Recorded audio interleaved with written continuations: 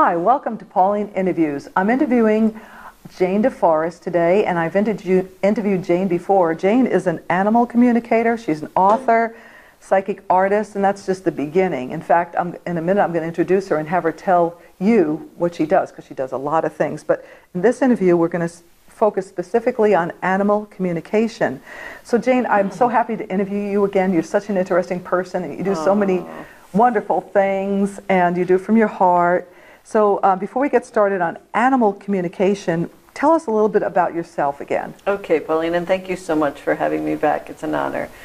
I was a professional artist for many years, and I developed my intuition for a variety of reasons. First of all, I was severely dyslexic as a child, although I've adapted and learned how to read on a basic level. I had to adapt and learn and absorb information in an almost through osmosis, it would be a way to say that. So I developed my intuition in a natural way, but was always compelled and fascinated by ESP. Extrasensory perception. Exactly, in the 70s and the late 60s, that was a really big deal. So it was just fascinating to me, so I had a natural interest in it. And I trained. I'm not a natural psychic, although I do have a pretty developed intuitive ability, and as I said, being dyslexic, I had to receive and get information in a nonlinear way. But I trained, and I practiced, like playing the piano. It's something that we can all learn. So we're all intuitive. I found that out, how intuitive I was. I took a shaman workshop for a weekend. I was amazed at what I don't know where it was coming from, but it was coming. And it was confirmed by the people I gave the information to. Right. You know what? It struck me when you said that you were dyslexic, so you developed other senses. It's like people that are, they're blind, and so their sense of smell and their sense of hearing are heightened. So in a way, that's somewhat of an analogy with what happened with you. I think that's an excellent analogy, and that we do have senses. Science credits 5 senses, but those senses are intuitively capable of receiving a broader spectrum of information. For example, we can smell fear. Really? We can, hearing someone's voice, we can hear the past. That I could see, but I can, I can hear and I can feel the energy, but I never thought I could smell fear. And I think you make a really important point. I never thought I could ... We are not told that we are capable of the things that we are capable of, and we're not told how powerful we are. We're not taught. We don't even have the vocabulary. It's as if it's been removed from our language. But ancient languages, living ancient languages like Sanskrit, which is, I believe, the oldest living language on the planet, has a plethora of words that describes different states of consciousness. Really? Really. And that's like when people have an out-of-body experience and they've gone to another dimension, they come back and they said, I can't put it into words. That's right, it's ineffable. Well, there's a good reason we don't have the words. We don't have the vocabulary. So a lot of our language has been dumbed down, and in my contention, we've all been dumbed down, and we've been told to rely on things that people in charge want to stay in charge. That could be true too. Yeah. So my little act of revolution is evolution, and I'm not a protester, I'm not a sign carrier, it's just not my style, no judgment, but I'm the kind of person that believes if I want to see change, I have to be change.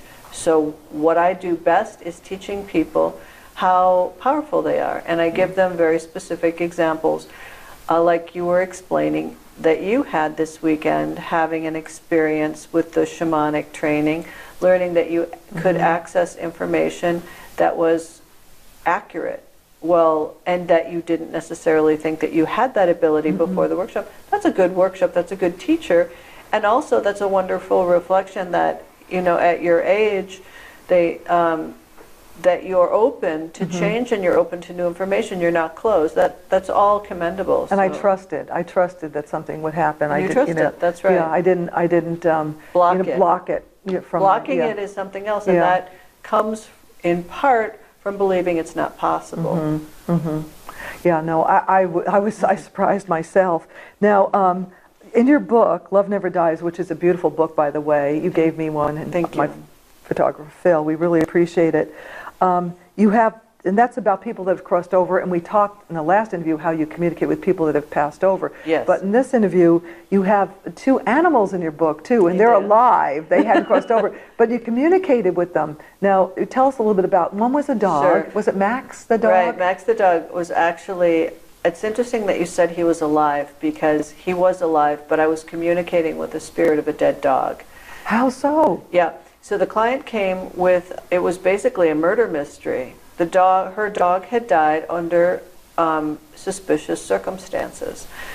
And so I connected with the spirit of the dog on the other side, and in my regular format, I asked the dog for specific information, and I like to be between 80 to 95% accuracy before I'll do the reading.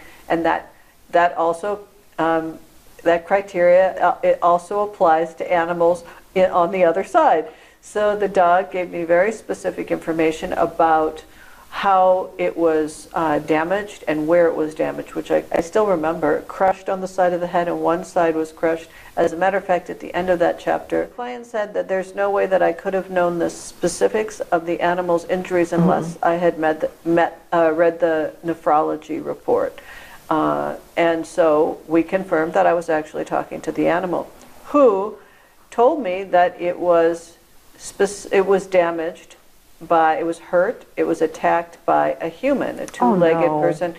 The dog described the person, and it was either metal or wood or both. Oh, no. And it was an attack. Now, it was interesting because we don't ascribe animals the same dignity or intelligence or even souls that humans have, but I'll tell you, in speaking to this animal or communicating with this animal on the other side, it was clear to me that this was a murder. I remember it now that you bring it back. I just remember you communicated with the dog, but I'd forgotten that it had been murdered. I saw it as murdered. We don't see it as humans because we have a sort of arrogance, in my opinion, that we're a superior race to these other dumb animals. It isn't the case. And communicating with the animals taught me that. So I am not above being arrogant myself, but by approaching these animals with an open mind and humility, I've learned something different. So Max said, describe the man, and he had salt and pepper hair, and his demeanor, he smelled bad, I believe, and he had he had evil intent. The dog perceived all this, and told me that the man lived next door. The dog told me all this. Now, when you said the dog told you, did you, when I did this workshop, did you intuit it? Did you hear it? Did you see vision? Did you see pictures? How did you get the information? I use a technique that I learned from Ingo Swann, who is the grandfather of remote viewing, and the Stargate project that the government had for 20 years was psychic spying, spying on Russia primarily. And Ingo Swann, brilliant man, now passed. I think he's helping me on the other side, but I've read every book that I can get a hold of his, and really dry, a lot of them. But what he formulated was a way of drawing information. Drawing is pre-verbal. Language is quite primitive. So I was drawing an image of the information that the dog was giving me. From my experience, animals communicate through images, feelings, and expanded senses. So to enter or merge with the consciousness of a dog means I'm smelling yesterday. Animals can smell at a completely different spectrum than humans. And they hear at a different spectrum, too. And they hear at a different spectrum. Seeing, not so much, but, you know, if I were to be communicating with an eagle can see a mouse at a mile away.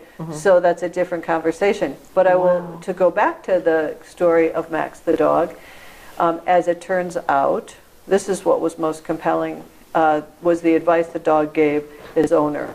That from the other side, I approach each client, whether 2- or 4-legged, with humility, and I learn a lot. And what this dog taught me was how advanced this being was. Because Max the dog on the other side told the client not to pursue it. The next door neighbor who murdered Max was the son of an elderly woman who had died and turned the house he inherited from his mother into a meth lab. Oh, no. And had undesirables coming in and out. And she had, as she told me later, reported this man to the police several times because of a derelict behavior and unsafe behavior. So this was retribution. He was getting back at this woman. By killing the dog. Oh. And the dog said, don't touch it with a 10-foot pole. This man will hurt you. Wanted to keep her safe. Oh my God, how He would spiritually evolved was this animal? And I rest my case. You've grasped exactly what I was saying. Very, very interesting. That's beautiful. That's beautiful. a sad but beautiful story. Sad but beautiful. Now you have another story in the book, and I do remember this one a little better. It was a horse that was living, and yes, it was a horse that was living. That's right. This is a great. Can we tell this one really briefly, because this is a good story, really good story. You bet. You bet. This is a horse that I've called Ishtar, who's a wonderful Mesopotamian goddess. But I had to change the name of the horse because the client didn't want me to use the horse's real name because she's a fundamentalist Christian. And the story is kind of disguised a little bit. That's right. I had to disguise it, which is interesting to me because she was concerned of the taboo of talking to a fortune teller because of something in Deuteronomy in the Bible.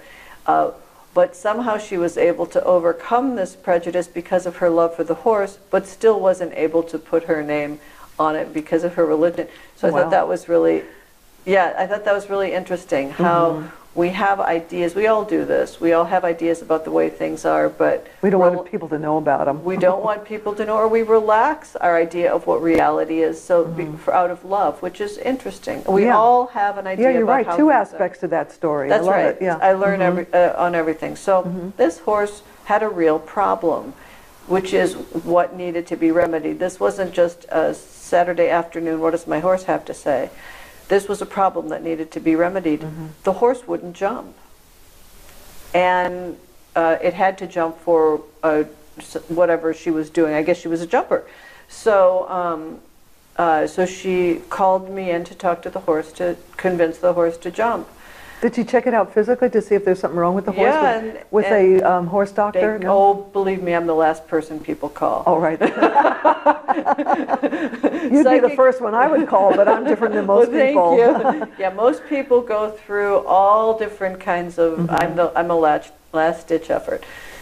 So I talked to the horse, who told me which leg was hurting, and how did the horse communicate with you? It had. Through pictures, so I would communicate. Yes, I was asking the horse a question, and it would communicate telepathically. Sometimes I talk out loud too, because it helps. Well, it helps me to focus my thoughts because I have a lot of distractions, especially when I'm talking with animals. For example, I was in the stall with this. It was 18 hands. It was a big horse,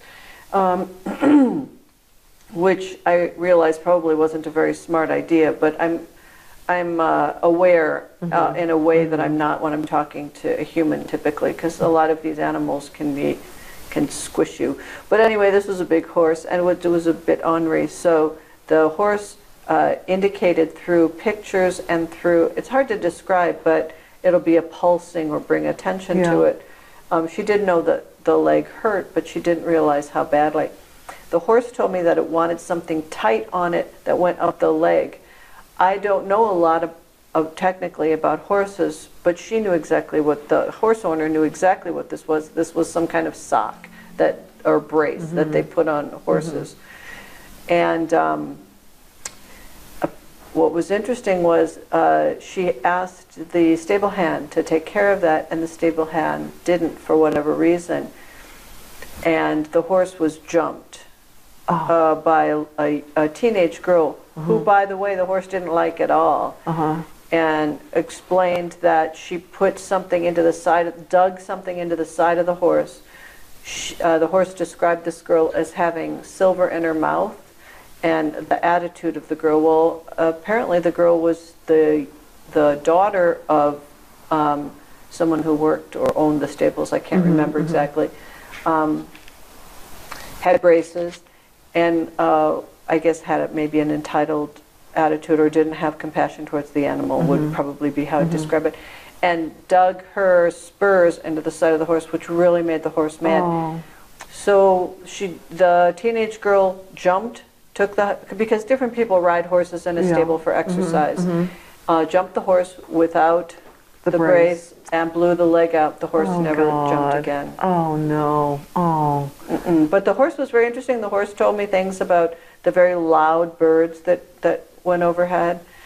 Well, we couldn't figure out what the horse was talking about, and then we realized it was talking about airplanes, because where the horses grazed was in the flight path of a.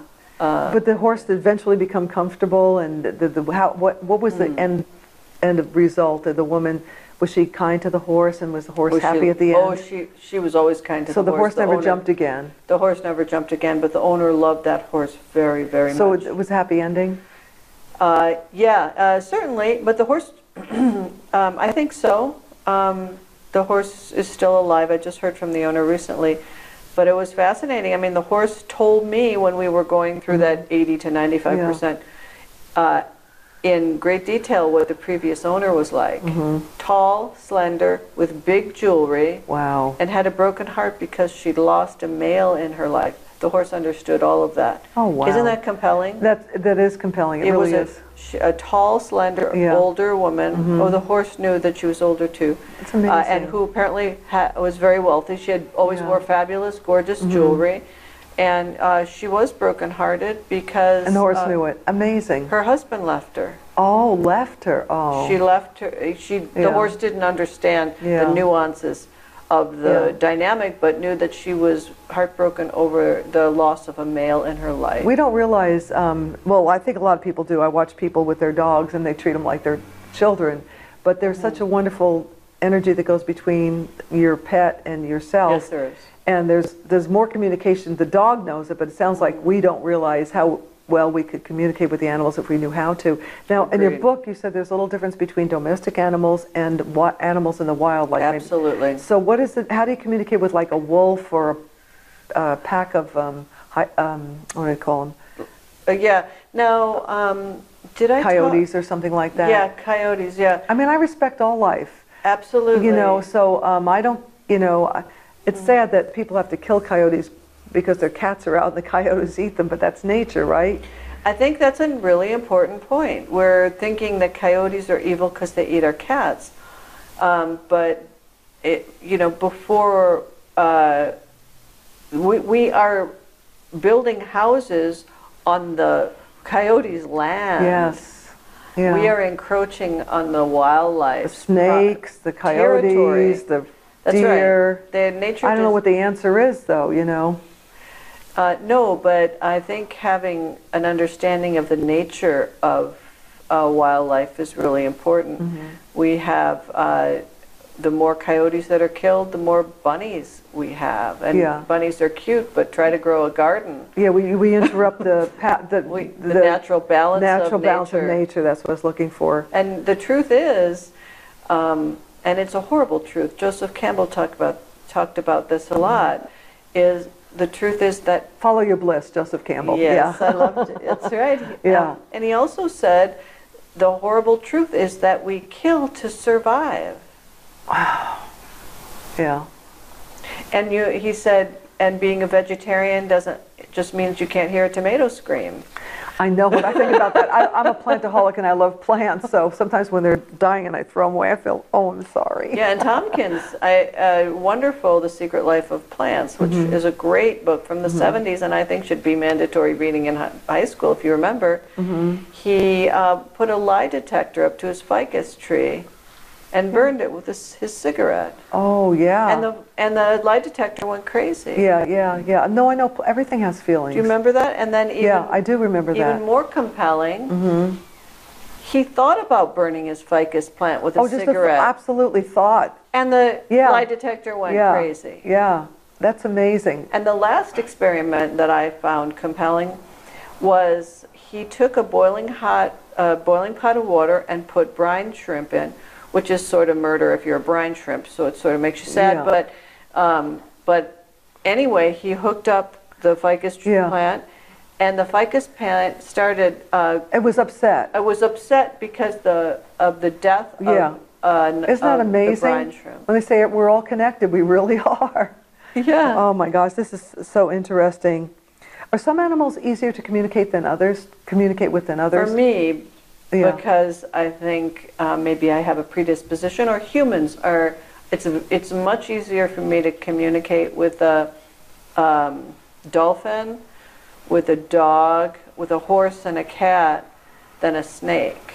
Yeah, that's interesting because a dolphin is generally a wild animal rather than a domesticated animal, but although they do have them in captivity. They have plenty of them in captivity, Yeah. but somehow their brains are similar to ours, and they're mammals. My favorite animal is a dolphin. Yeah, they're There's something about them. It's amazing. like if I don't know the spiritual plane, but I would put them way up there on the spiritual plane Agreed. for some reason. I don't know Agreed. why. I have no idea, but I've always loved dolphins. They're very, very brilliant, advanced beings. Boy, we could talk and talk, but we're going to have to wrap this up. We'll have to wrap it Yeah. up. Is there anything you want to end with? I mean, it's amazing. So we talked about, being kind to animals. Yes. We're not masters over them. No. And I think a lot of people do love I've seen that. Stewards. We're stewards. Yeah. Yeah, and I think there's two things that humans tend to do is they either feel superior and they think they don't have a soul. I think the Bible might say so. We're culturally trained that animals don't have a soul, and that I they're don't here, believe that. right? And that a lot of people do, strangely enough, and that they're here to help us so that we can use them.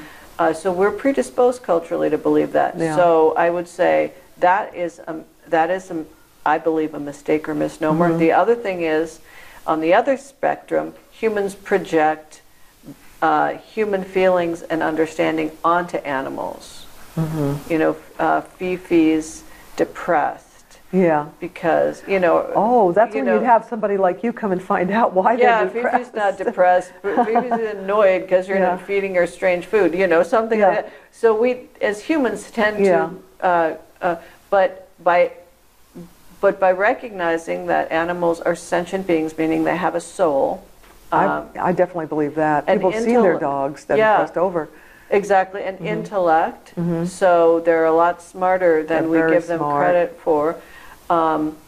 And honoring them from the vantage point of we're not using them or raising them to slaughter and eat. Yeah. And if we do, then we should do it humanely. Yeah, I know. Yeah, but with the indigenous people, they thank the soul and dance with masks and honor the animals to invite the soul back to offer its body again to sustain the tribe.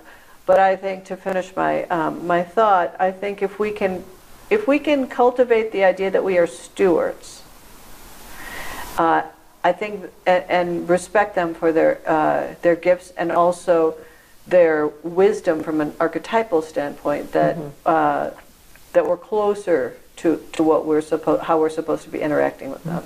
I think we should honor all life, no matter how small. Yeah. Thank you so much, Jane. It was so nice. Thank you so much for having me. I love talking to you about these things. I love talking to you. Because hopefully, people, they can believe what they want, but if they hear some of these interviews, maybe they'll start thinking a little differently. And that's right. I never tell anybody how to think. I just humbly offer my opinion. Everybody's they are where they are. And that's right. And if they're growing, that's great. And if they're not, well, maybe next lifetime. I don't know. Thank you for watching Pauline Interviews. But before I go, I just want to thank Jane again. She's wonderful to interview. And also, if you like our show, please tell your friends about it. And we would love for you to subscribe. That would be great. Thank you.